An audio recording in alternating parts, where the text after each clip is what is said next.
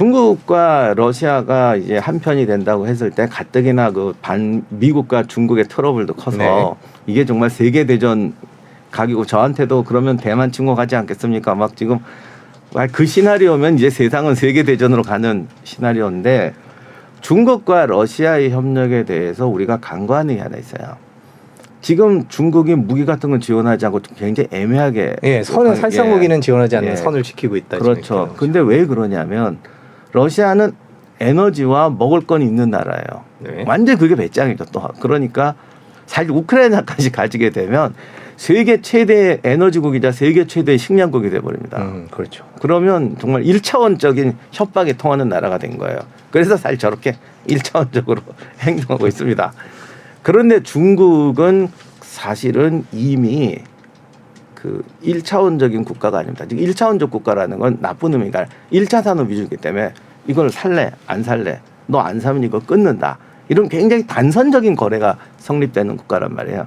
근데 중국을 한번 보시면 이미 산업, 공산품 수출 또는 이 세계 경제 글로벌 체제 속에 들어와 있어요. 그러니까 독불 장군이 아니라 중국은 늘 독불 장군인 것처럼 행동하지만 사실 중국 경제를 보면 글로벌화 속에 들어와 있습니다.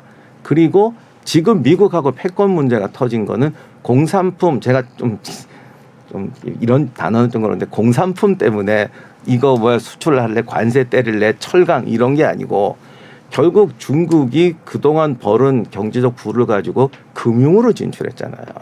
여기서 미국하고 충돌한 거고 서방 세계 충돌한 거거든요. 그런데 여기엔 함정이 있는데 그렇기 때문에 중국은 관계성이라는 걸 무시할 수가 없어요. 그러니까 러시아는 그냥 여기 영역 글로벌 나 모른다. 여기서 1차를 가지고 살겠다 하지만 중국은 3차, 4차 산업 갖고 살아야 되는 나라입니다. 이렇게 되니까 소련과의 관계에서 완전히 군수 지원이 들어가서 결합이 안 되는 것이고 세계 각국 미국하고도 싸우는 것 같지만 결국 금융이라는 건 섞여서 같이 교류해야 되는 것인데 네. 이 부분에서 막힌다면 중국도 굉장히 위기까지는 없지만 지금 하던 걸 포기해야 돼요.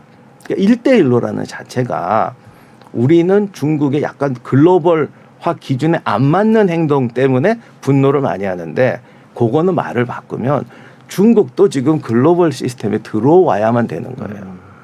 그런 결정적인 약점이 있습니다. 그래서 더 그런 직접적인 군사 지원을 못하는 것이고 중국의 스탠스가 애매하게 보이는 것이죠. 또 하나 문제는 중국은 아직까지도 글로벌 지능은 떨어지는 것 같아요. 네. 사실 이게 모든 사람의 충격인데 저러지는 않을 거라고 생각했잖아요. 지금 1대1로나 이런 걸 봤을 때 국내 뭐 어떤 국내 민주화라든가 정말 남의 나라 돈을 그냥 떼먹는 수준이니까 이건 은행이 아닌 거예요. 은행인 줄 알았더니 지금 이런 상태인데 그런데 러시아와 중국과의 관계에서 분명히 중국은 러시아가 좀 불리해지면 무리한 요구를 할 거예요. 이게 그냥 비유로 말하자면 기름을 뭐 20년치를 무상 선물로 달라고 싸게 하거나 달라는 예. 역대적으로 중소관계는 항상 그랬어요. 아닌 척하고 협력하는 것 같지만 결국 뭔가 하나를 뜯으려고 할 것이고 이거 정말 유치한 예상인데 지금 중국이 손해 많이 봤습니다.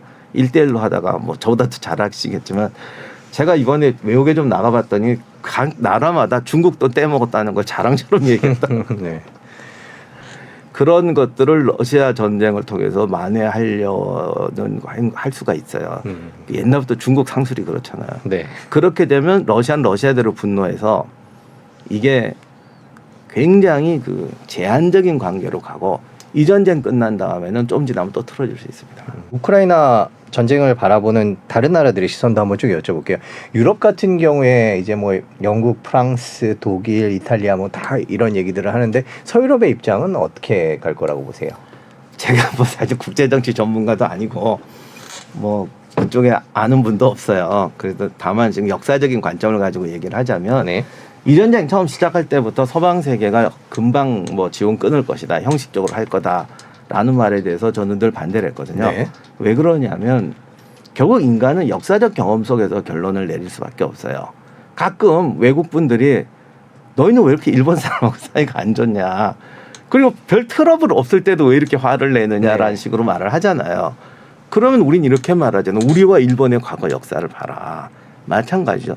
그 나라 유럽 사람들도 지금 우리가 보는 정세 속에서 보는 게 아니라 자기들의 역사적 경험을 가지고 봅니다. 그런데 우리들이 간과했던 것이 많은 사람들이 간과한 것이 유럽에 있어서 러시아란 17세기 이래로 최대 위협이었어요. 그래서 그 사람들이 러시아에 대해서 느끼는 위협은 우리가 생각하는 상상을 초월하죠. 영국이 섬나라로 있으면서 유럽의 국제 외교에 관여를 많이 했다고 그러지만 그들이 국제적으로 이렇게 관여하는 것과 러시아라는 거대한 그 롤러라는 말을 많이 쓰는데 그 거대한 롤러 한번 러시아가 침공 들어오면 유럽에 있는 웬만한 나라 군대 다 합친 것보다도 많은 병력을 가지고 17세기부터 유럽에 개입하기 시작했을 때 그 러시아에 대한 위협이라는 것이 역사적으로 어떻게 각인되어 있는지에 대한 생각을 잘 못하는 것 같아요. 그리고 지금 서유럽 국가들, 아무래도 서유럽 국가들이 주도를 하니까요. 네. 서유럽 국가들은 2차 세계대전이라는 재난을 겪었고 그 뒤로 EU를 만들고 하면서 결국 이 서유럽이라는 내가 어떻게 하면 평화롭게 살 수 있느냐, 안정적으로 살 수 있느냐에 지난 반세기를 바쳤잖아요. 그 틀이 지금 러시아 위협으로 한 번에 무너질 수가 있는 거죠. 여기에 이제 우크라이나라는 게 또 끼어들게 되는데 독일이 1차 대전, 2차 대전 일으킬 때 가장 중요한 목표가 우크라이나를 먹는 거였어요. 독일이 우리가 우크라이나를 먹으면 이런 말은 한 적 없지만 영국이 아프리카를 먹는 것보다 우리가 우크라이나 먹는 게 우리한테는 어마어마한 이익이다. 이게 이 우크라이나라는 땅이 이게 어디에 붙느냐에 따라서 완전히 캐스팅 보트예요. 우리가 지금 사실 유럽에서 뭐 상위 나라라면 영국, 독일, 프랑스, 이탈리아인데 우크라이나 그 중에 어느 하나만 하고만 결합한다고 해도 판도가 완전히 바뀌어 버립니다. 그런 상황에서 우크라이나가 러시아 연방에서 떨어져 나와서 이렇게 동쪽 있었는데 이거를 갑자기 러시아가 삼킨다거나 독일이 삼킨다거나 이거는 전 유럽의 균형을 깨는 거예요. 그렇기 때문에 그 과거의 러시아의 위협, 우크라이나의 지정학적 위치를 감안하면 이것을 용인했다간 유럽의 모든 정치 군사 구조가 깨어지게 되고 그 균형은 지난 이제 벌써 한 70년이 지났나요? 7, 80년 동안 유럽이 만들어 왔던 모든 이상 세계의 종말이기 때문에 이들이 저항하는 것이죠. 그래서 저는 항상 유럽은 그렇게 쉽게 포기하지 않는다라고 말해왔던 것이 이런 역사적 구조가 있기 때문입니다.